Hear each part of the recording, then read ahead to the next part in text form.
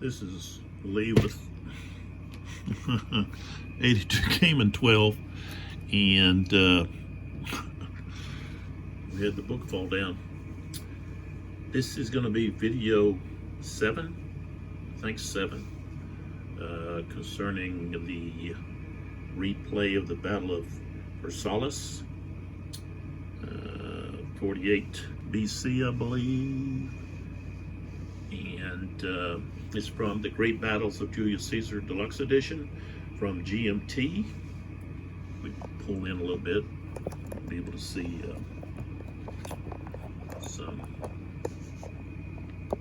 So we've got designed by Berg Herman and Richard Berg, developed by Alan Ray, and this came out in 2022. And very thankful that I was able to get a copy, because this is an outstanding not only system but game design, quality materials. I know last video I pointed out that some of the counters would look like they were going to be separating. I don't know what that's about, but the maps always look nice, and even though I have difficulty with the counters, they're a little small. If they weren't small, the maps would be larger, and so that would be an issue. We've got, let me go over here to the sponsors real quick and take care of those buddies. So we've got Mertu. They design fine quality jewelry, specifically for men. I'm sure they've got other products as well. These are the two bracelets that I've had from Mertu.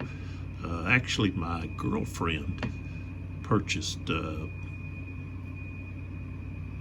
maybe both of them, at least one of them, for me. And they are fine quality. These are made out of actual leather, and they have held up.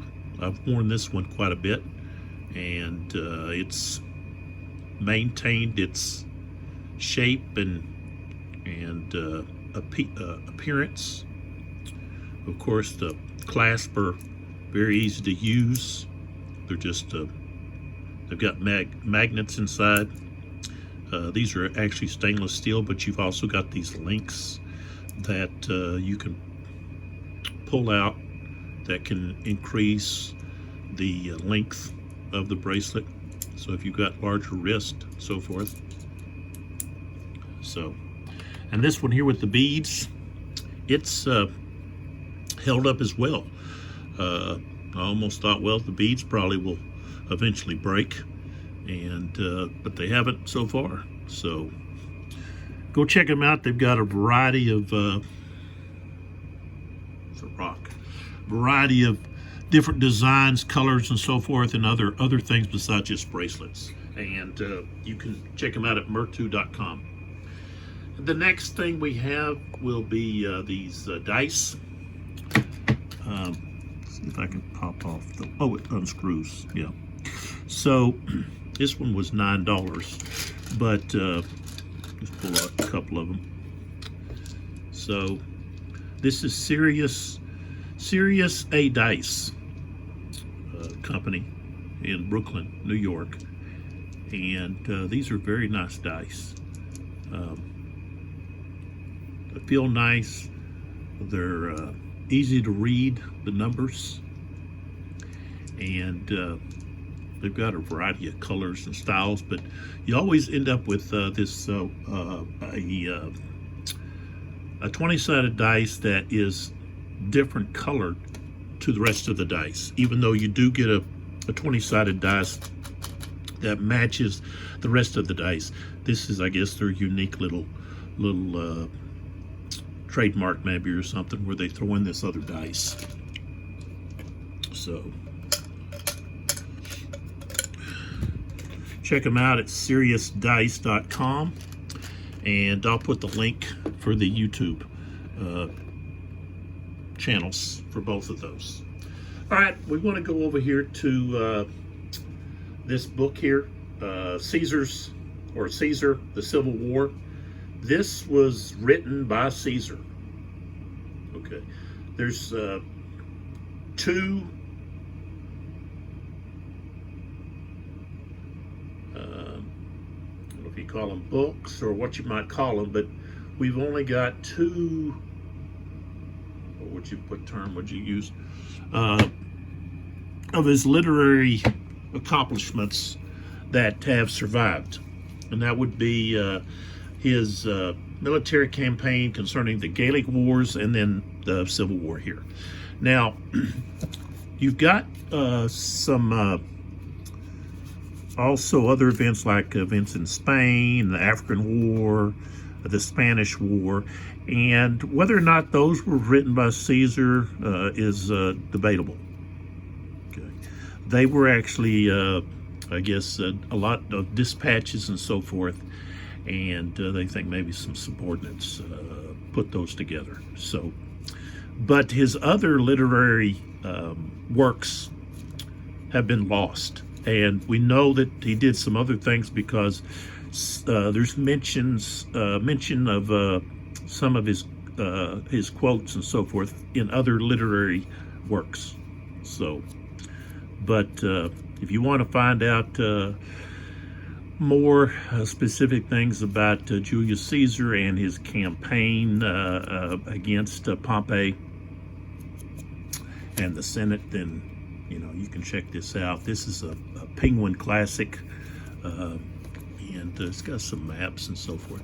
I think I showed the map here. Let's see if we've got the no, I thought there was a Pharsalus map in here, but let's see when the date for this one. You can get a newer. This was let's see, it says first published in 1967.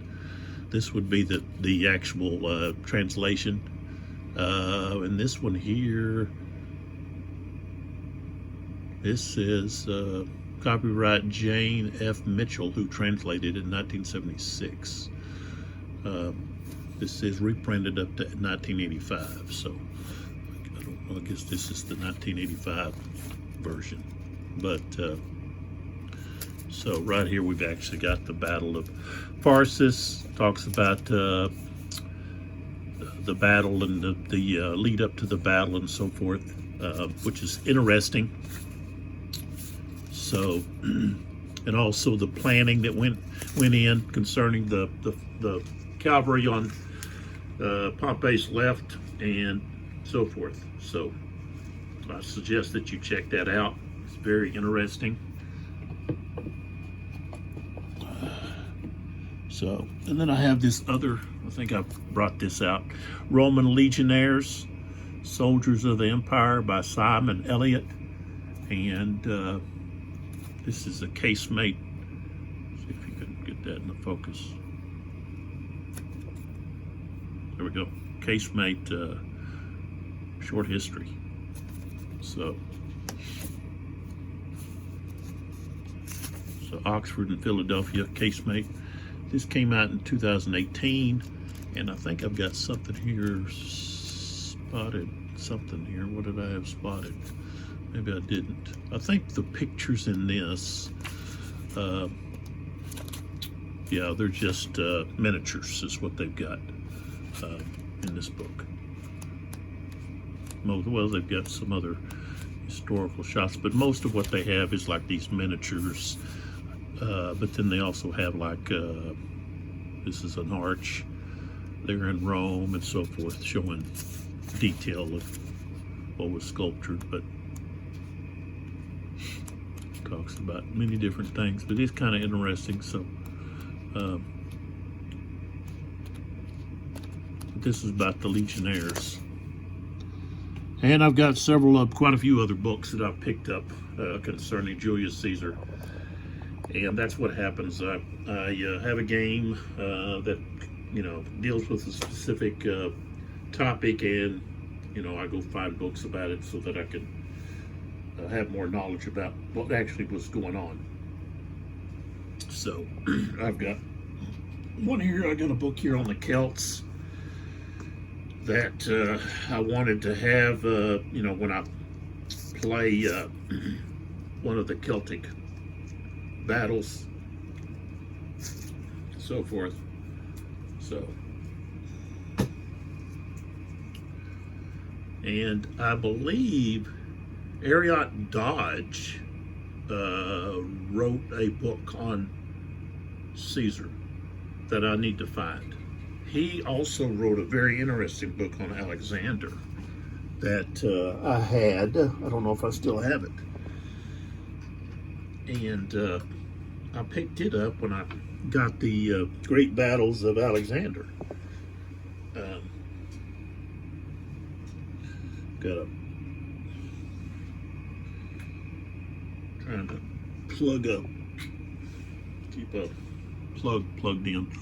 So I need to find that book because he was a Union general, and he wrote several books on great leaders, and very good books with a lot of illustrations and so forth, maps and all of that in the books.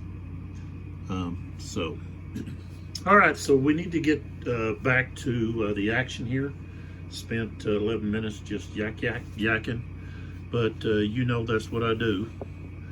I get caught on some kind of topic, and there I go off. And that's I think the teacher in me, even though sometimes I'm not really talking about anything, I'm just talking.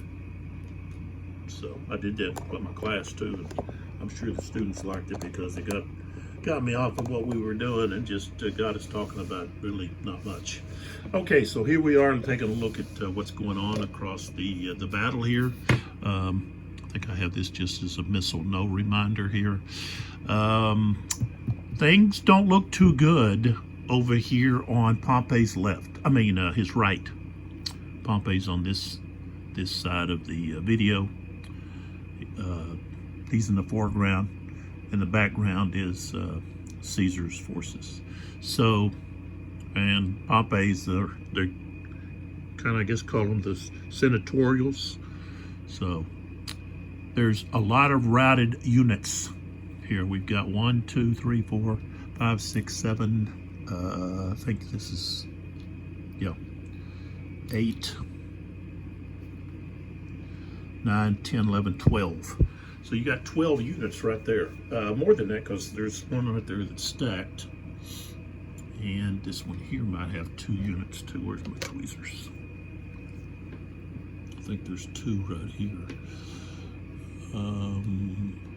Yeah. So that'd be like 14. 14 cohorts looking to run to the rear. And they've got a TQ of 1, which doesn't really signify, well, it signifies they're not really going to return. That's what it signifies. And then if we move across, we've got quite a fight in the center. And then over here on the senatorial's left, or Pompey's left, we don't have much fighting that's happened. Labienus tried to engage Caesar's cavalry and light infantry skirmishers, but they had an order to withdraw, which usually in the game, the only units that can do that would be cohorts. But in this game, there's a special rule that allows the cavalry and skirmishers of Caesar's forces to use this pre-arranged withdrawal. And that's what happened. So they were not able to engage because as they approached and Caesar's forces retreated, then they ran into this line of cohorts. And the thing about that is cavalry does not want to attack cohorts still armed with their pilus, because the cohorts are going to be superior.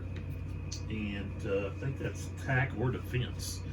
So let's take a look here. I think attack or defense. Here it is.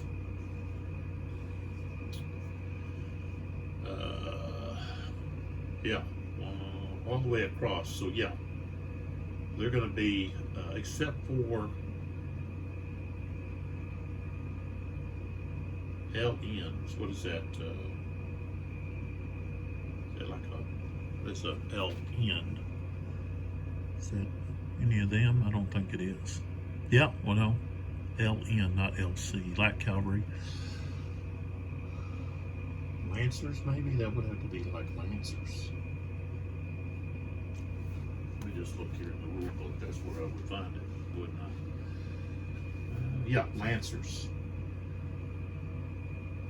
So,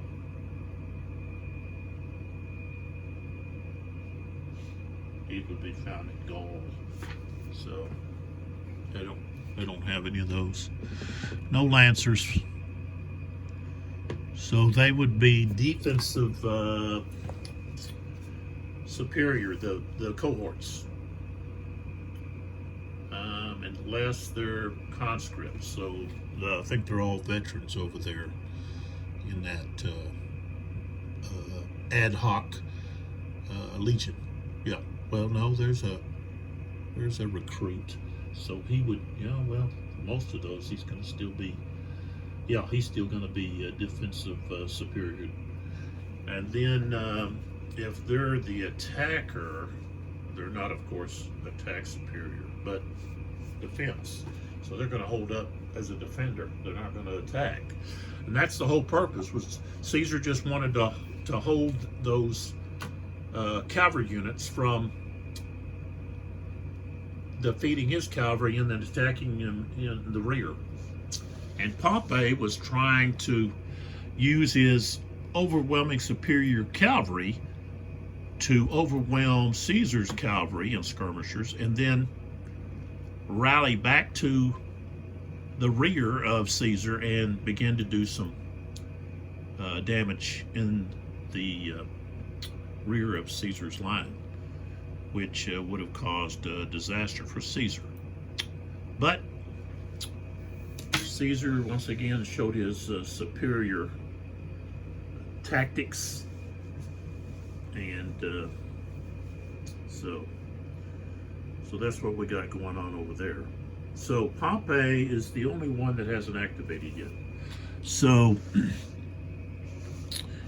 and I believe he can activate the skirmishers. Well, at least he could maybe activate 6 of them, possibly. We'll take a look at Pompey here. His counter. And we take a look at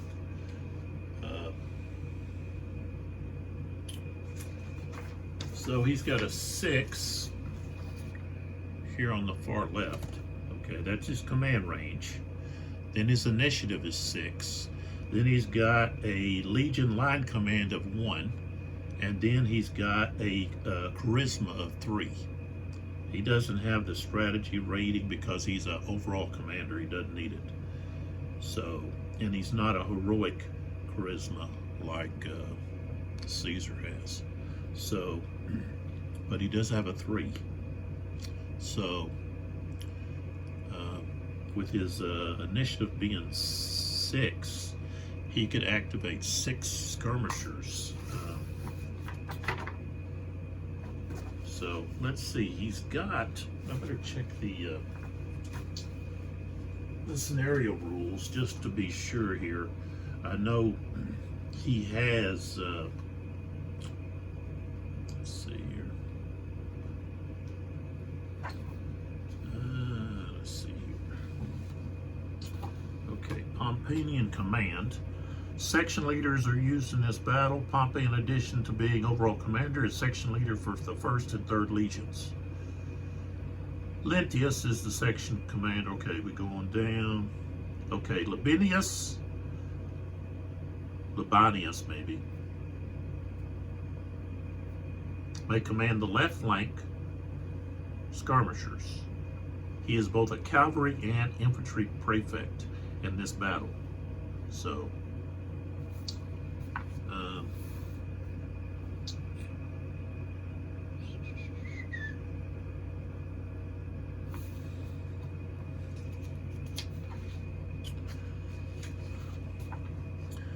okay.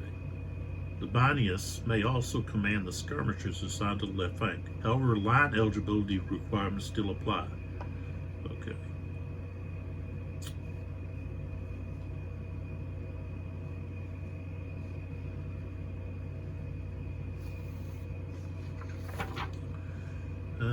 Okay, let's go over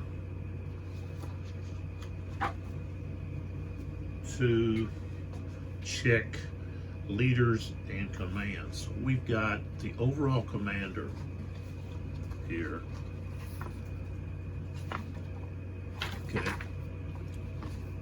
I'm on page 11, and this is rule 4.56. Has to do with the overall commander. Okay.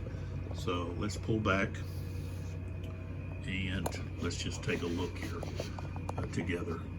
Okay, so this is the overall commander. Okay. All right, so overall commander is the leader that commands the entire army. Okay, when activated, not restricted, the OC may. Okay, now he's restricting the fact that he cannot trump or he cannot gain momentum. Okay, he was trumped. Okay, so issue individual orders to any combat unit in his army. It may also issue an IO to move other friendly leaders once per leader per orders phase. Independent order is what that is.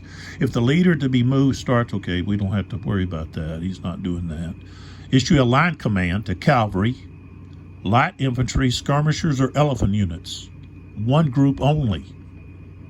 So he could issue a line command to that whole set of skirmishers over there.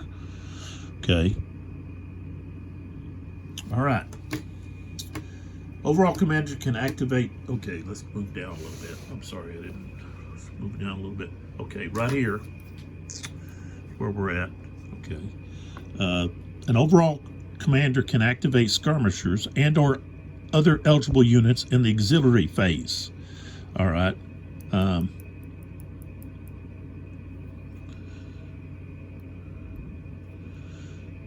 Now, that's probably what I should have done is during the auxiliary phase, but I really couldn't because the cavalry units were all in front of them.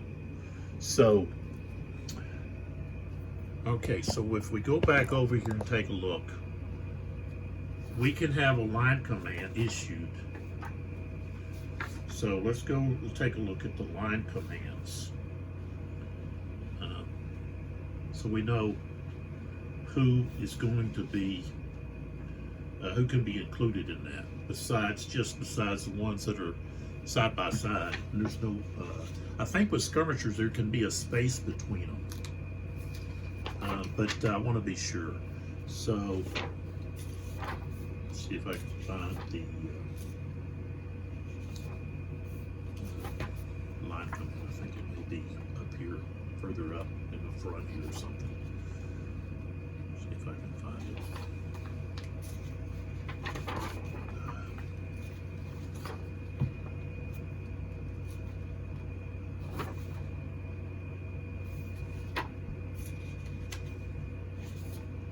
I like how in this set you've got different command systems, and what's neat about that is the game differentiates between the different command systems. So the Roman command system's different from the Gauls or the barbarians, and the Pontic command system, which is much like a Greek's. You know, the tribal command system, I guess, is the barbarians. But what I want to do is I want to get over here to the line commands. Okay, so let me just pull you over here so you can see it. Okay, so line command. Each line command allows the player to do one of the following: move any and all friendly units in one line. Okay. Moving units and only moving units capable of firing missiles may do so, or conduct missile fire. So they, you know, you got some that they can move and then fire. So, or you can just have them all fire. The leader issuing the line command may move in either case. So there we go. Now we need to look at this here. 4.42. 4.63 and 4.72, just so we know what's what here. So let's go back to those. Let's see, what is it? 63, 72, 42. Okay, let's go back here. Let's see. 42.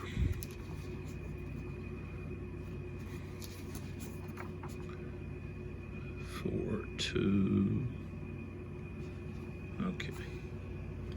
That had to do with leader capabilities, individual orders.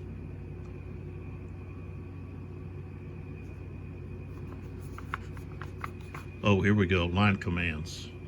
Leader capabilities, line commands. So the combat units must be within the leader's command range at the start of the order. A leader in the enemy's ZOC can issue a line command. No leader can issue more than one line command. There's no Hannibals or Scipios in this bunch. We can tell you that. Combat units eligible to participate in line command must be of the same type. There's no limit to the number of units in a line that may be so ordered, and all eligible units in the line do not have to take part. They, however, must be within the leader's command range at the start of the order phase, unless specified otherwise in the command system rules.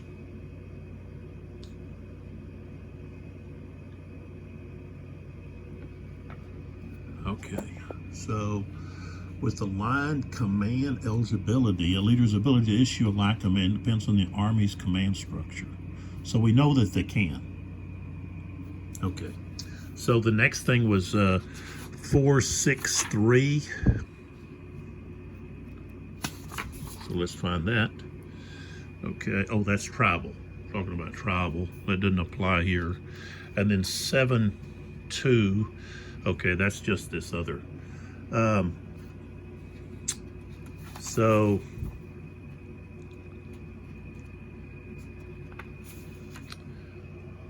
all right, I guess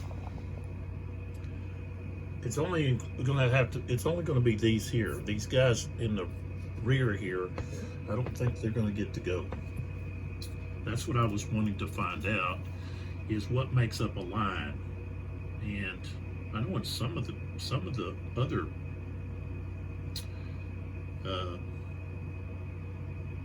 games, it defines what a line is. And usually, a lot of times, that's in the scenario booklet, so you kind of know what's what makes up a line.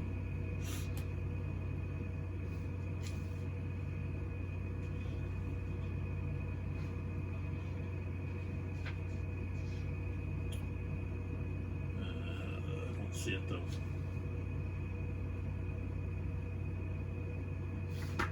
So let's see. It looks like it's only going to be those that are in the actual front line.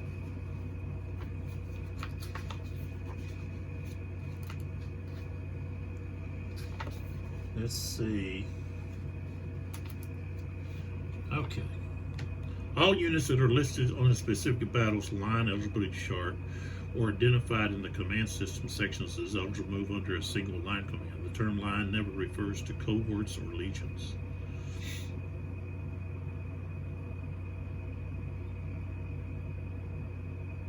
But I thought skirmishers could, they could be like 2 hexes away. They don't have to be adjacent.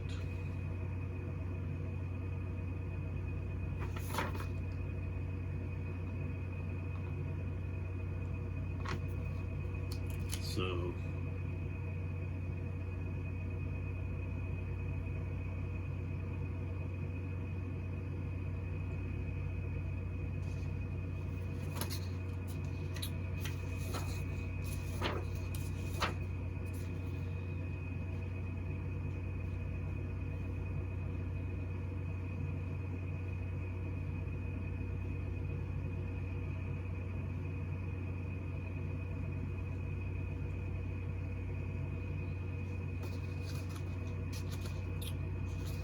it's just like, oh, what are you doing? You're wasting time here. No.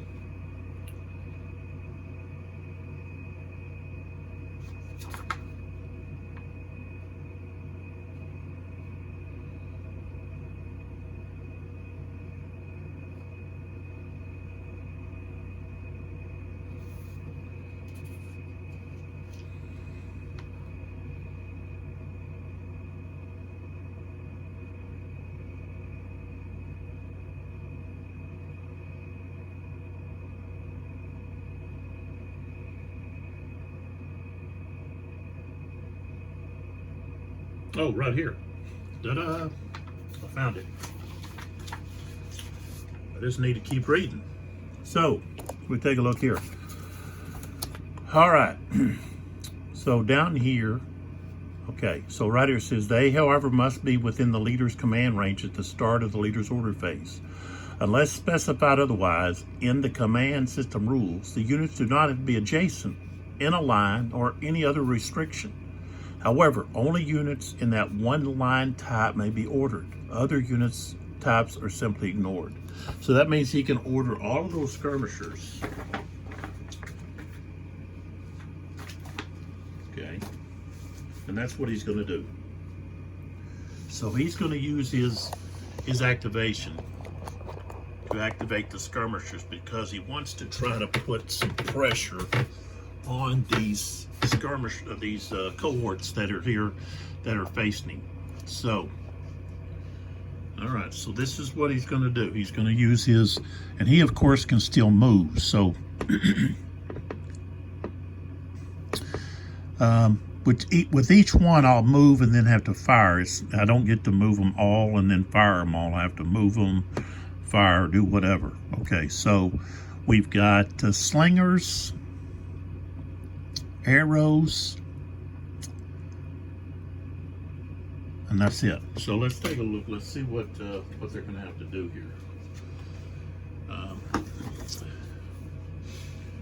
Okay, so slingers would have to either get beside or they could be 2 X's away, but they're going to have to roll a 2 or less. Archers, if they're 2 or 3 X's away, to get a 3 or less. If they're 1 X away, 5. But seems like there's modification if the archers move.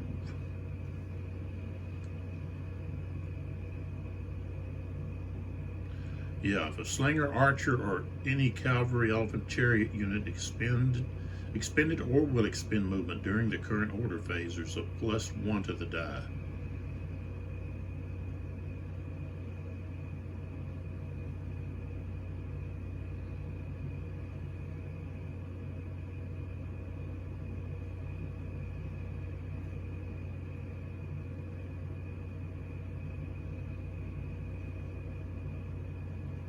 So that's not going to make it too easy.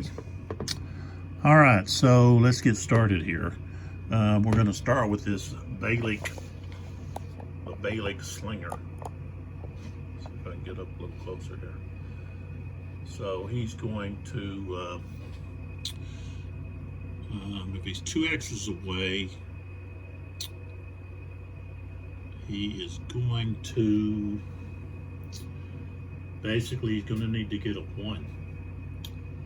But if he gets next to him, then they're going to be able to return fire.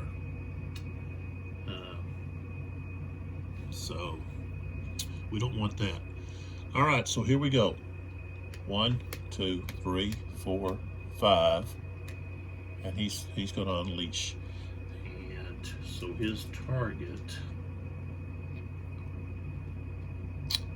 is going to be this unit.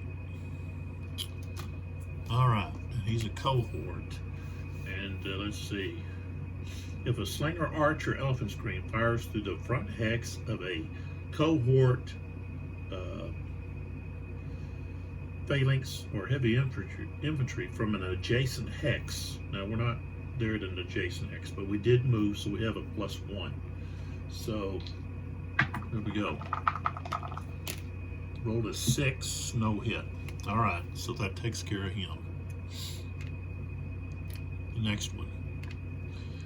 He's an archer from Crete. 1, 2, 3, 4, 5.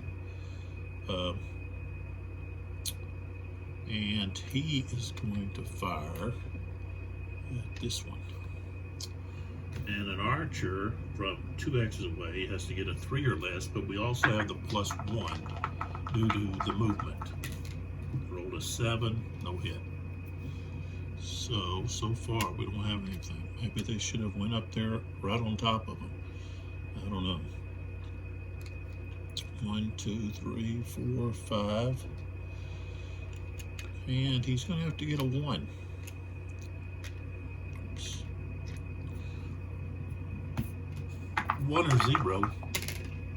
9.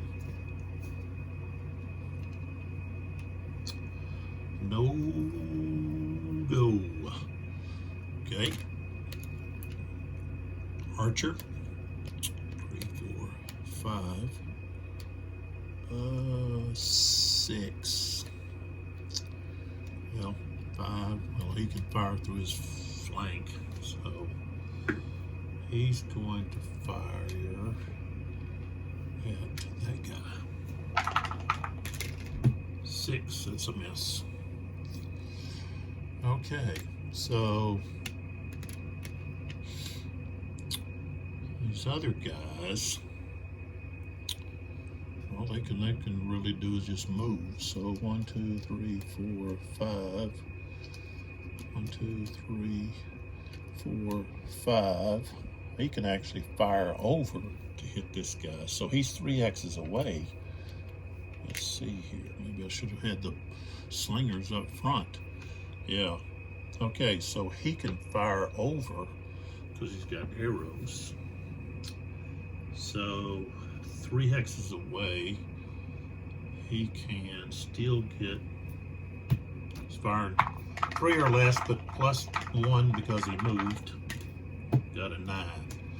Okay, now the other thing is, I've got to mark these as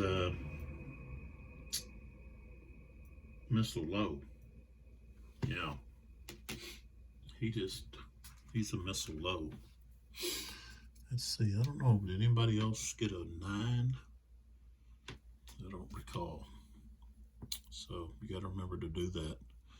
All right, so then we have this, can't see him there, this unit here. 1, 2, 3, 4, 5. And he's going to fire here. 1, 2, 3, 8. And we got 2 more archers here. 1, 2, 3, 4, 5. He's going to fire there. 9, so he's missile low. And then the last one right here. 1, 2, 3, 4, 5, 6. 1, 2, 3, 4. I don't think he's going to be 4 ways. Get a 1 or less, but he's got to have a +1. So he'd have to get a 0. Got a 9. That's a missile low. All right, so he's missile low. All right, and then Pompey is finished. He chose to do that instead of doing anything with his cohorts, his 2 legions. So now we go to the next phase of the battle. Which I know is on here somewhere. Here we go. Sequence of play.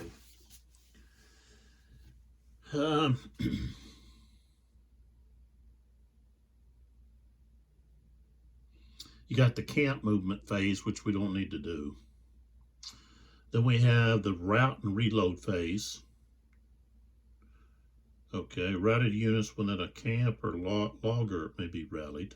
Route movement units. Routed units must undergo route movement. So now we have to do the movement on these routed units, which is going to be, we look up 10.24 to find out what's going to happen.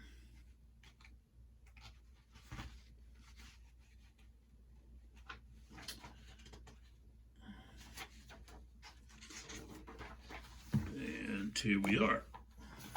Let's just take a look.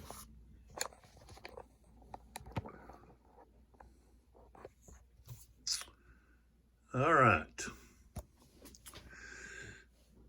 So we know that skirmishers, Scorpio, ballista, depleted tribal combat units are eliminated when they rout. Elephants rampage. All others route move. So a unit that must route is immediately faced and move 2 hexes. Okay, we already know that. But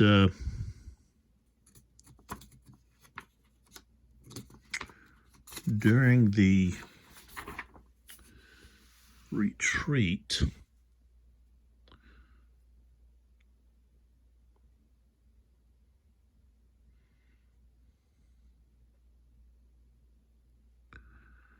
okay, right down here is what we're looking for. In the route movement segment of the route and reload phase, all routed units other than those meeting the criteria in 10.23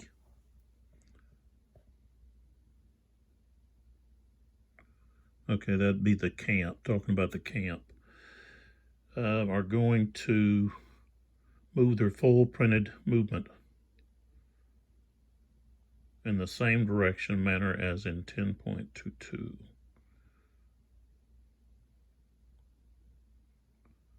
A unit that either moves off the map or cannot complete its route movement because of the presence of enemy units or zones of control or impassable terrain is permanently removed the playing center eliminated. Okay, so let's get to moving them. All right.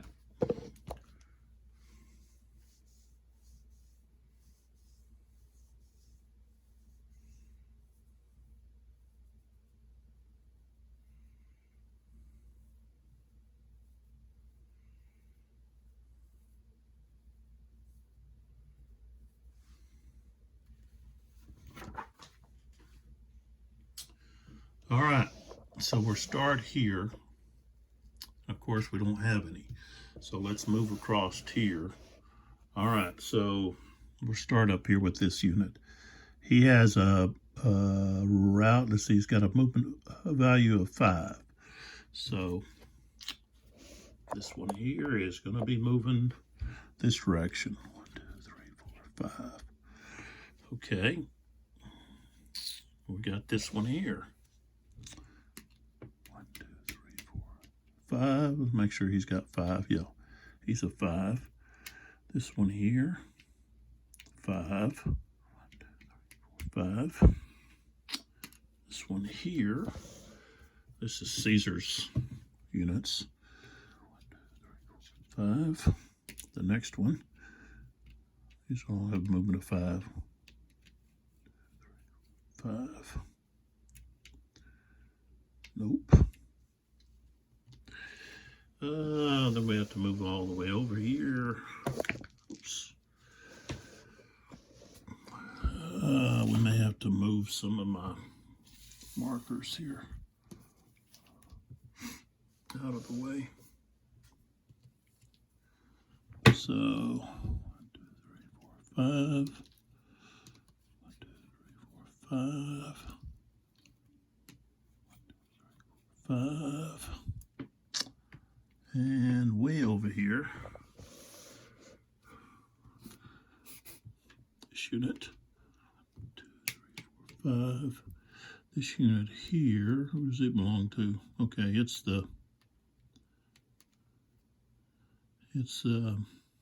Pompey's cavalry. All right, so now we'll just slide on back here. Move this stuff over here. Same thing with my dice.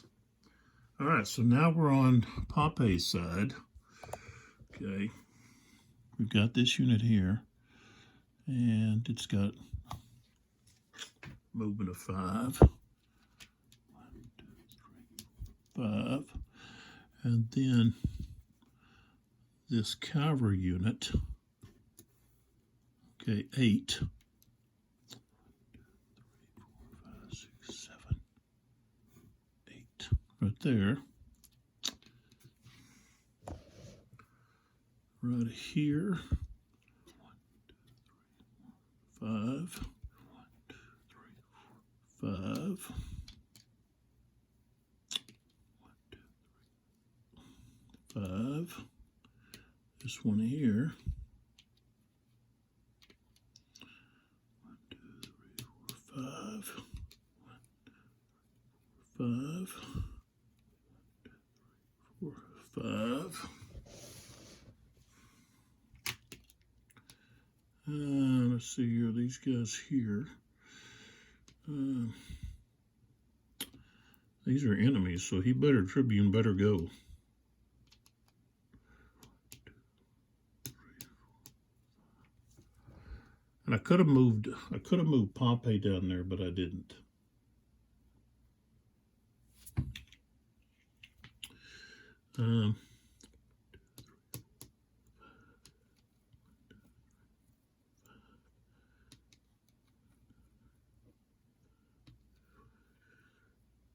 And I have to check here.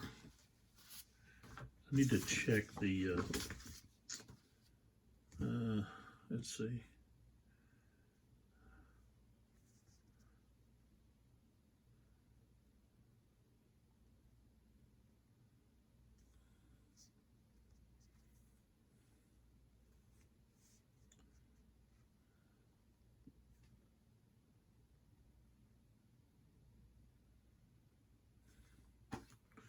I'm just going to leave them stacked. I was looking at the cohorts about whether or not they can stay stacked or not.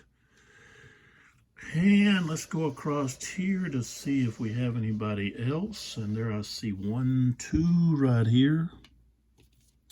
This one here. And of course this one here, but he didn't have to go with them. 1, 2, 3, 4, 5. He can stay right there. 5. And let's see here, those guys are fine. All right, so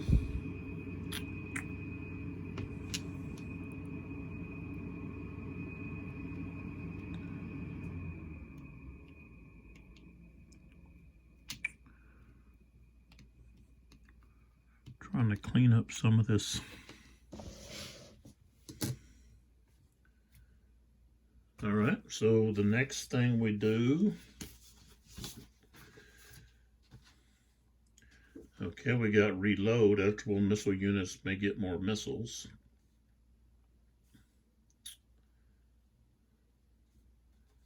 Eligible missile units may get more missiles.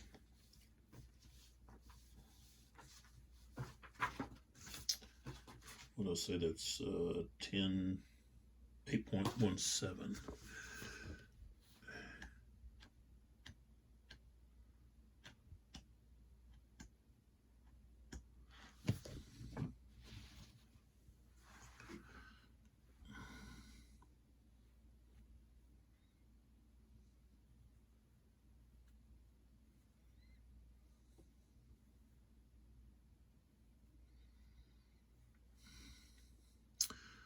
Okay, it says any friendly unit with a missile low or missile no marker may remove its missile low no marker during the reload segment of the route and reload phase, bringing it up to full missile capacity.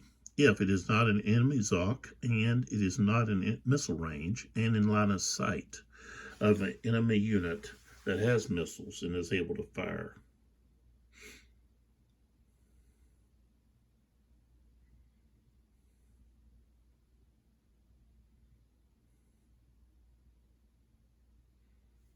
So,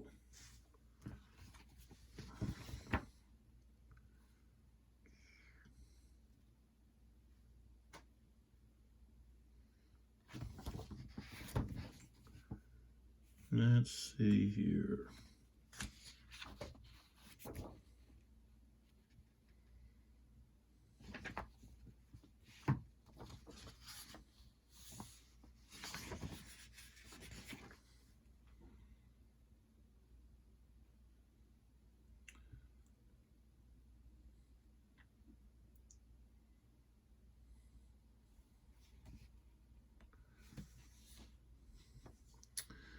It is not in missile range and in line of sight of an enemy unit that has missiles and is able to fire. They have missiles and are able to fire. So,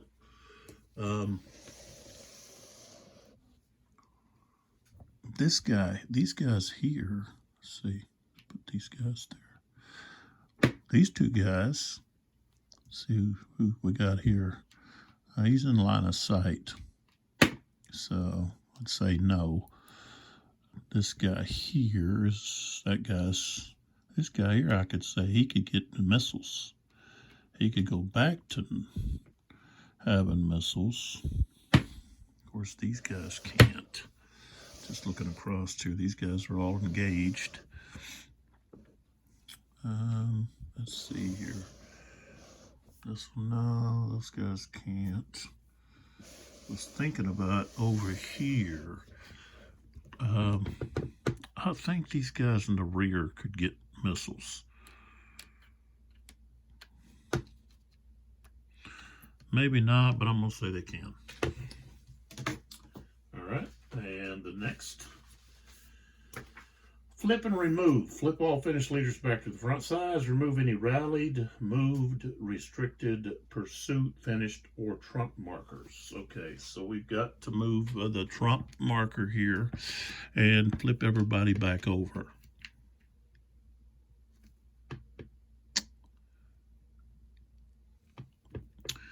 You know, I don't think I did anything with this guy.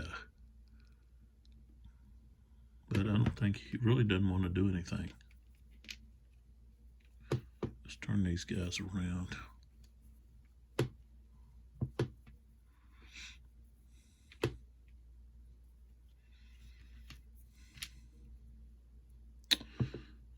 Okay, I already had him turned around.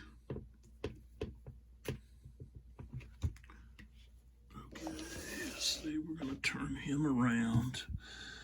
We're going to turn this one over, this Tribune. I'm going to turn this one over.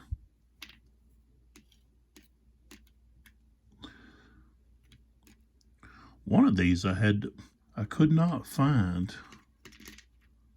Come on.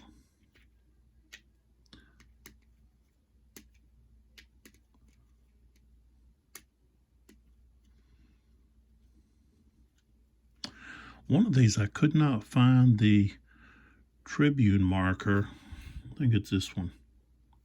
These guys are 36. The highest I could find is a 20, no, 20, yeah, 6. All I could find was the 20. This is actually 27. Yeah. I couldn't find the one that belongs with those guys. It's like I don't have it. I don't know if that's a rata or something. I don't know.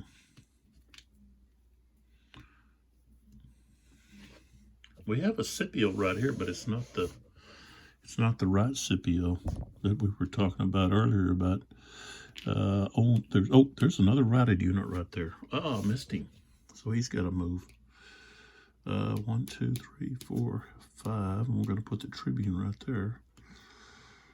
I believe I missed that one. Okay, right here, we flipped him over. We got to flip both of these over.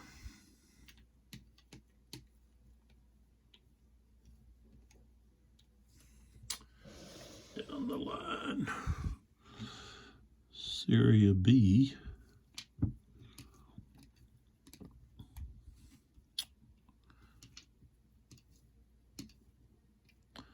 Macedon. Macedon B. Afrianus. Scipio was renamed, let's say, Scipio Africanus. Talking about the Scipio that defeated Hannibal at Zama. Okay, so we keep moving here. Okay, we gotta flip.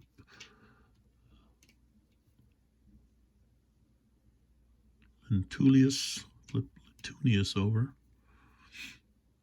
And right here, we got this Tribune. Now this, I'm all the way down here now. Now, this is where the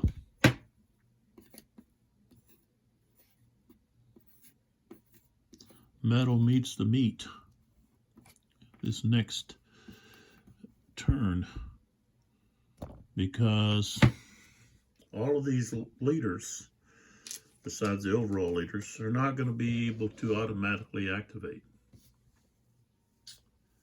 So we'll find out who's got the better subordinates.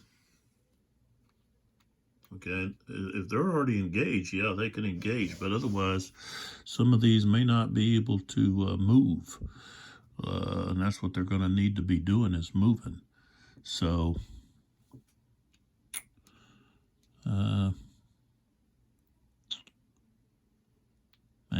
Latinius is going to have to try to do something. His Tribune took off running because there's a gap here now. Look at this gap. So this one here would be, let's see, I think he would go, yeah, this guy's engaged. He would go back to full missiles. Both of these guys, they've got missiles now. These guys are tied up. So, and Mark Antony, he's going to have to maybe try to rally some guys right here. Yeah, right here, right here. Try to rally these guys. So, this next turn could be a deciding factor, especially since we got a gap here now in Pompey's line. And possibly should have more a gap, because I failed to give the veterans attack superiority, I believe, early on. Now, defense, they wouldn't have the defense. Defense, they don't get superiority, but offensively they would when they attack. Yeah, they don't get the defense superiority, but a veteran gets attack superiority against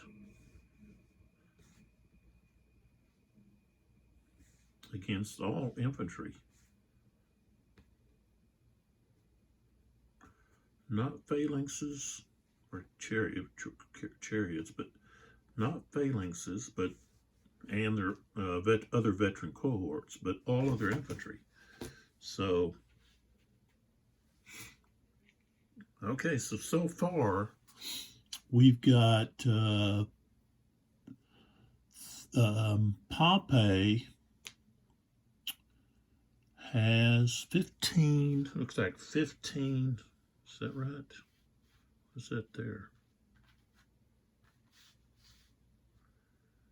Should be 10. Should be 10 and 5. So we got 15 route points. Caesar's got 15 route points due to the 3 cohorts that were eliminated right there. So, but things don't look good here. We take a look here. We've got all of these cohorts on the run. I think I counted 14 there. And then over here we've got 4, what's that, 5, 6. So that's a total of 20. And if we look at Caesar, 1, 2, 3, 4, 5, 6, 7, 8, 9. So we've got 9 over there. So that's a big difference. 20 to 9. That's a 11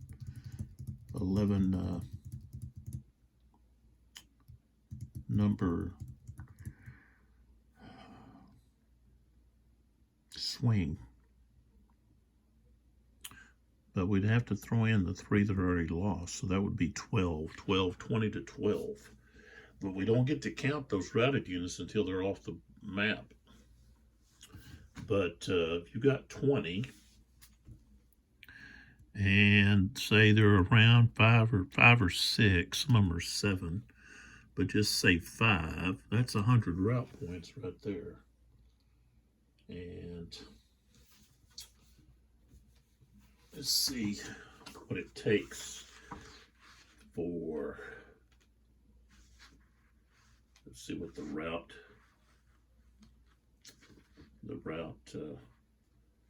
okay, so Pompey,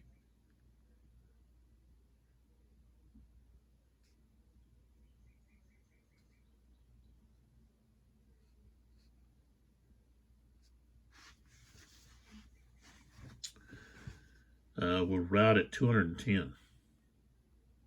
He'll withdraw. Caesar, 230.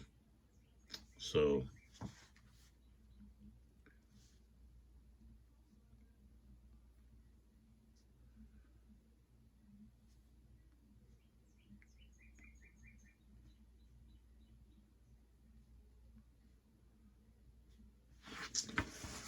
in the scenario book, there's a note here concerning Gnaeus Pompeius Magnus.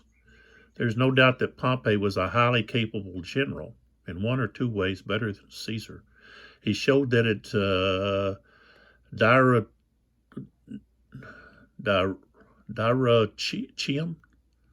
I know I'm pronouncing that wrong, and Lysnikia,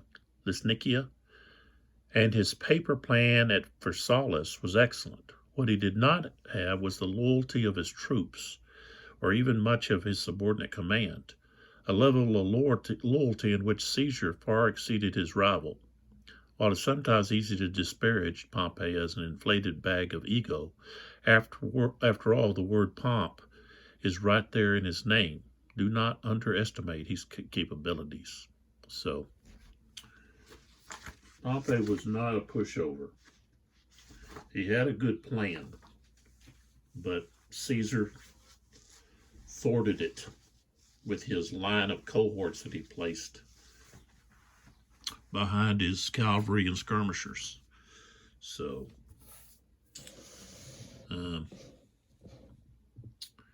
things are falling apart, I think, for right there, just right here.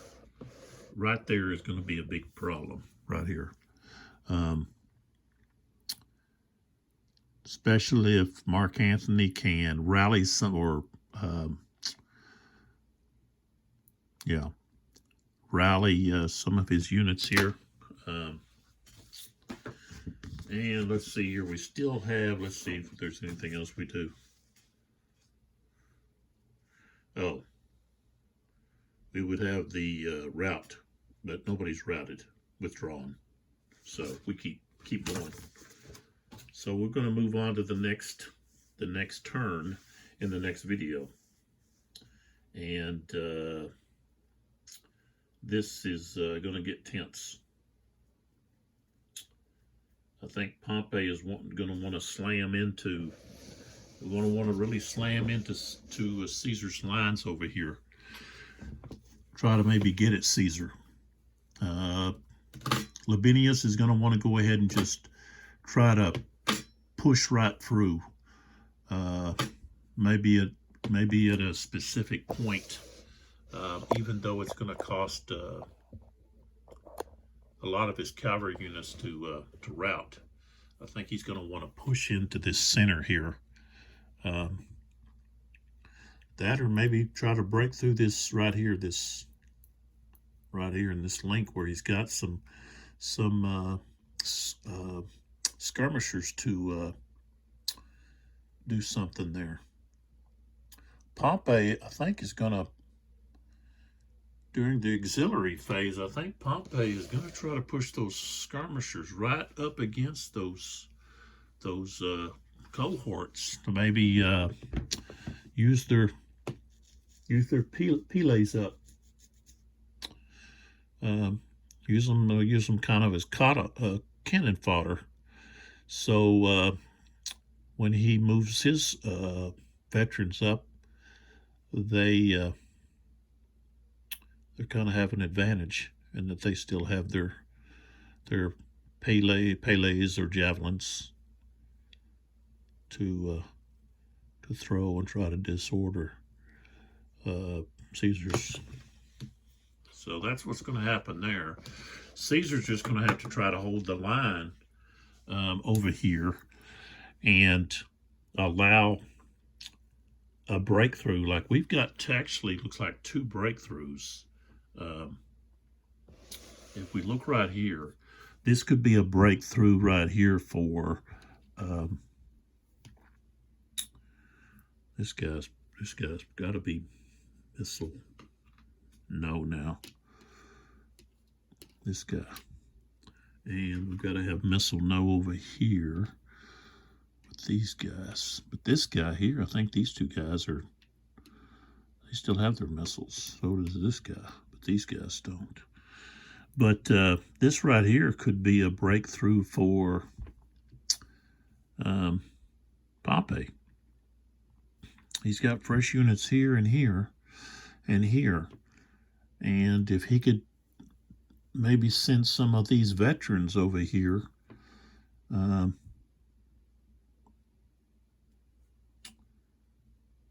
could...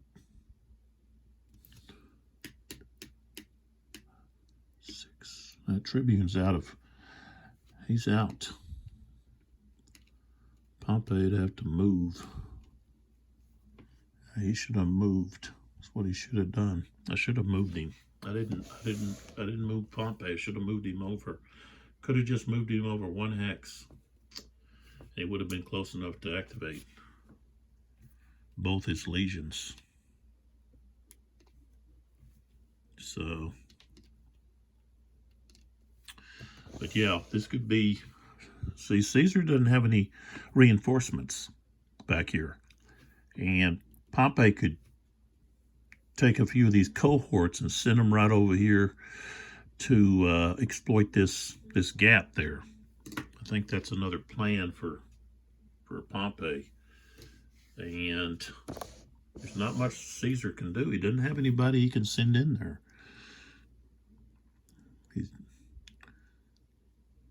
No, what has he got? He's got 1 unit here and 1 unit here. Try to slide over and fill that gap.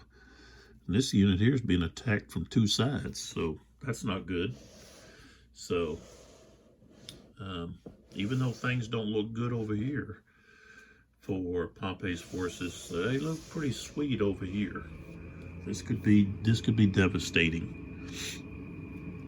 I think this is more devastating here for Caesar than this over on the flank. This right here could be a real problem for Caesar. I think he's going to have to rally. He's going to have to try to rally some of these units. He may have to get on a horse and get over here.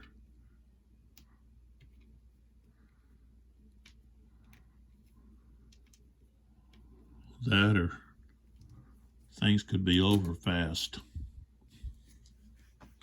See, he can't afford to, he didn't have anybody over here he can send, you know. He can't move some of these guys to move over there.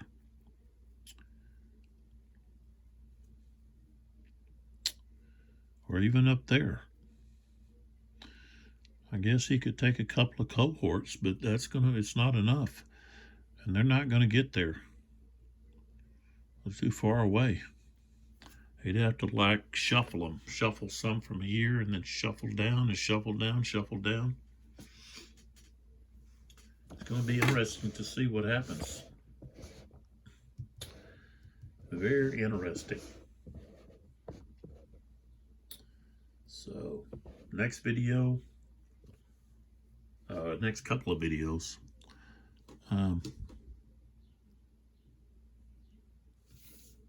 could be the ones that decide the battle. It could be over in this next turn. So, just have to wait and see. This here doesn't look good over here, though. Look at all these guys on the run.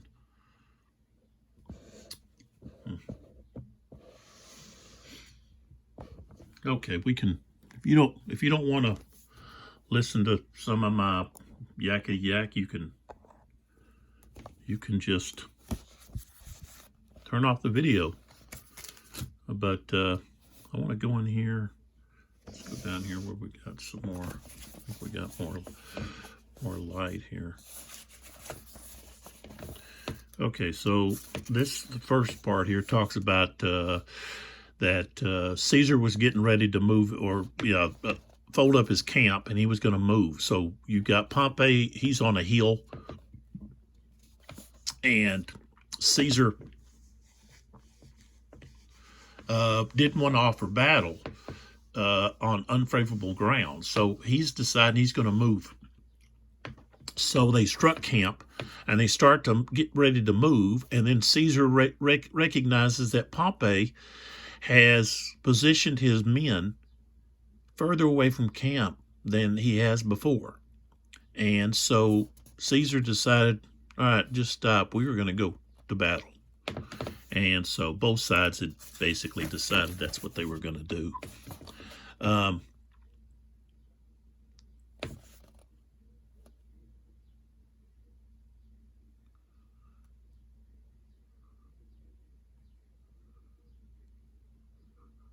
Okay, so now we have Pompey talking here, and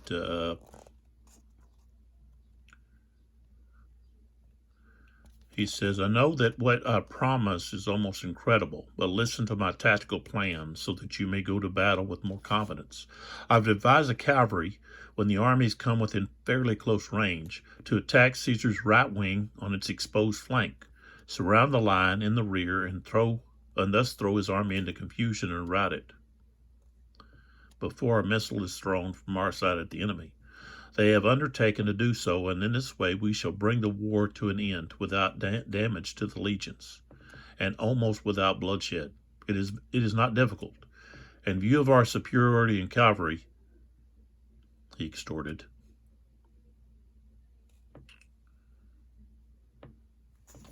So anyway, Labienus spoke next. He belittled Caesar's forces and told Pompey's plan to this guy, saying, do not think, Pompey, that this is the army which conquered Gaul and Germany. I took part in all of the battles, and I am not giving an unconsidered opinion on something I know nothing about. A very small part of that on something I know nothing about. Okay, a very small part of that army survives. The greater part has perished, as it must needs have done in so many battles. The unhealthiness of the autumn in Italy carried off a good many. Many have gone home. Many were left behind on the mainland of Italy. Have you not heard that cohorts were formed out of those who stayed behind at Brundisism because of sickness? So, anyways. Okay, so when Caesar approached Pompey's army, and Caesar talks about himself in the third person. He doesn't talk like, okay, when I approached Pompey's army. You know, this is Caesar's writing his literary work. So he did not, he spoke in a third person. He didn't say when I, okay, it's all Caesar, da da da. So he observed his line drawn up as follows. On the left wing were the two legions which had been handed over by Caesar in accordance with the decree of the Senate at the beginning of the troubles. One was named the first, the other the third. Pompey himself was there. Okay. Scipio was holding the center of the line with the legions from Syria. The legion from Cilicia, together with the Spanish cohorts, which, as we said, were brought over by Afranius, was stationed on the right wing. Pompey believed that these were his strongest troops. Talking about Pompey believed. The rest he had stationed between the center and the wings had made up 110 cohorts. There were 45,000 men, plus about 2,000 time-expired veterans from the Special Duty Corps of the earlier armies who had come to join him. These he dispersed throughout the battle line. The remaining 7 cohorts he posted guard at the camp. So that's where they get that information. His right wing was protected by a stream with high, steep banks. So that's dealing with the way over there on the far right. So if we're looking, it's going to be over there. Okay, that's the stream with the high banks over there. So, okay, so high banks. And he had therefore put all cavalry, archers, slingers on the left wing. So it's kind of like, well, was there any cavalry over there? Well, Berg and Herman put some over there anyways. Caesar, keeping his previous order of battle, had stationed the 10th Legion on the right wing and the 9th on the left. All the latter had been sorely depleted by the battle at Dyrrhachium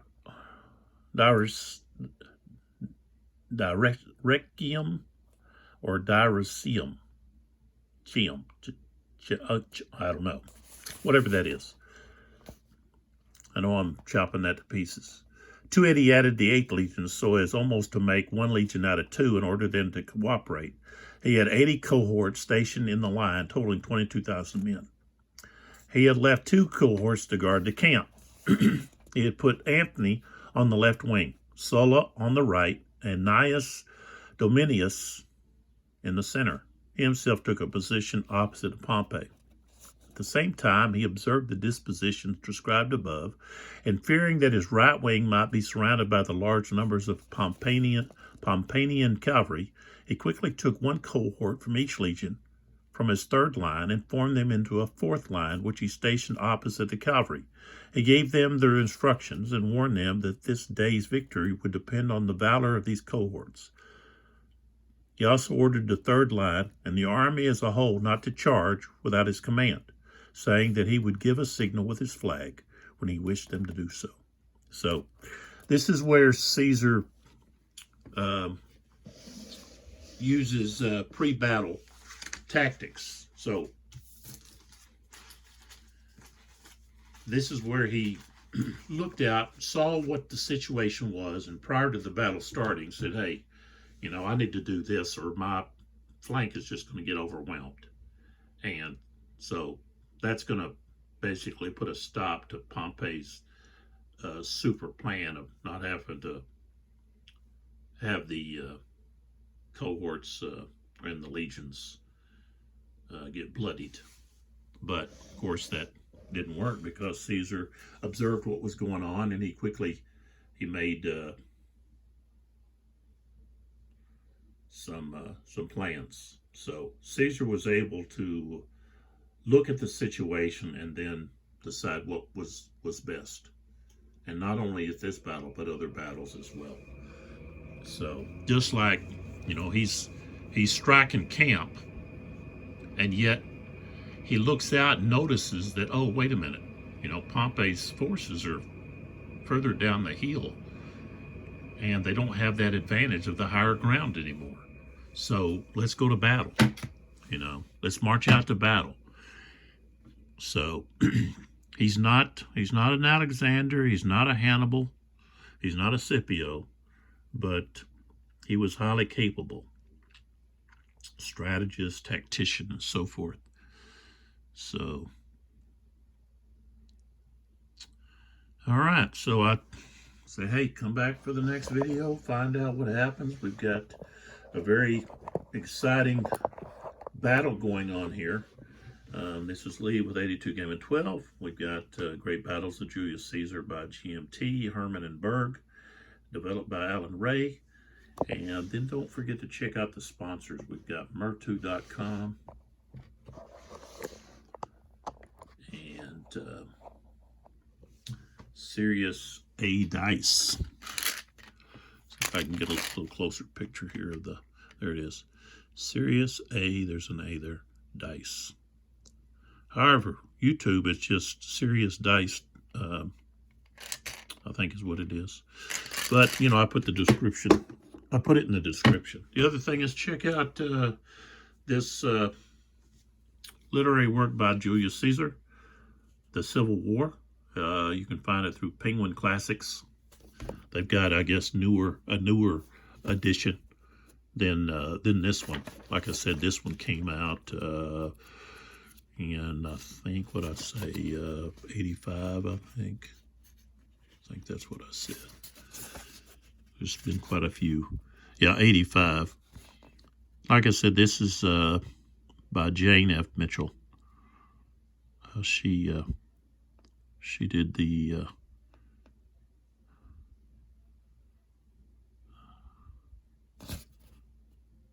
translation.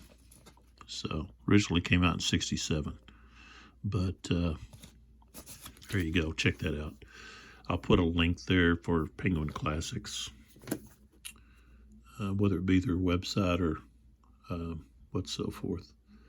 So it kind of tells you, you know, this price is here, it's older, you know, so US was $5.95.